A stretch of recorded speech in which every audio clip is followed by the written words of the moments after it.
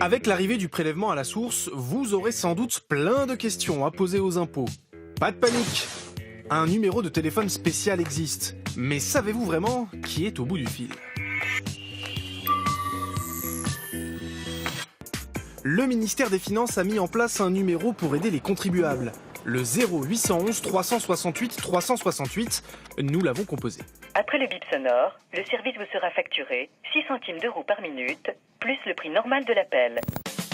Vous avez bien entendu, vous devez payer pour qu'on vous aide à payer vos impôts. Finances publiques, bonjour.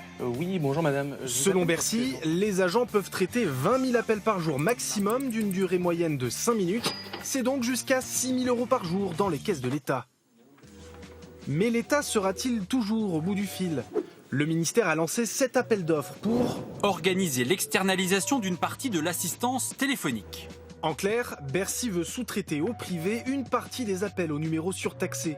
Les futurs téléconseillers du sous-traitant devront maîtriser les revenus avec ou sans tiers collecteur, l'individualisation du taux, la trimestrialisation des acomptes, l'option pour le taux neutre. Facile, non? Pour apprendre tout ça, ils recevront une formation initiale de 2 jours, largement insuffisante pour ce syndicaliste.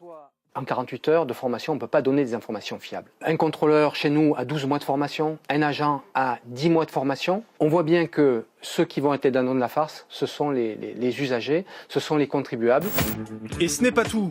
Selon l'appel d'offres, les opérateurs peuvent être amenés à avoir connaissance d'éléments relatifs à la situation fiscale des appelants.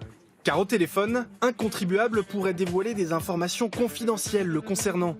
Alors, le secret fiscal garanti par l'État est-il menacé? Bercy s'en défend. Si le contribuable qui appelle dérive sur des choses personnelles, la clause prévoit que le prestataire stoppe la conversation et la redirige vers nous. Bercy rappelle aussi que le sous-traitant n'interviendra que si le nombre d'appels à son standard explose. En attendant, le contribuable qui appelle ne saura jamais s'il a au bout du fil un fonctionnaire ou un sous-traitant du privé.